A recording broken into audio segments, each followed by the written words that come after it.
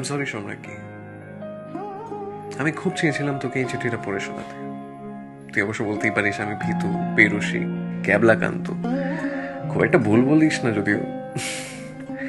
কোন স্বাভাবিক মানুষ এই হোয়াটসঅ্যাপের যুগে চিঠি দিয়ে প্রপোজ করে আমার জানা নেই, কিন্তু আমি করছি।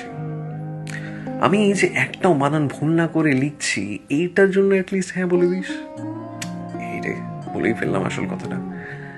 অবশ্য এই কথাটা অনেক আগেই বলে দেওয়া উচিত ছিল, হয়তো গত বছর সরস্বতী পুজোতেই। অঞ্জলির সময় পুরোটা তোর দিকে ট্যাপ ট্যাপ করে তাকিয়েছিলাম। You look pretty when you don't care about how you look. Priyasi স্যারের অঙ্ক ক্লাসে তোর একটা কঠিন অঙ্ক ক্র্যাক করার পর যে খুশি, বা ইজি অঙ্ক না করতে পারা যে ফ্রাস্ট্রেশন, ওইটা আমার সাথে ভাগ করে নিবি।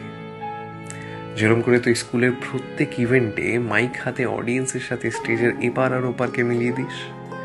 কত জঘন্য পারফরমেন্স সামলে দিয়েছিস তোর অসামান্য অ্যাঙ্কারিং এর গুণে।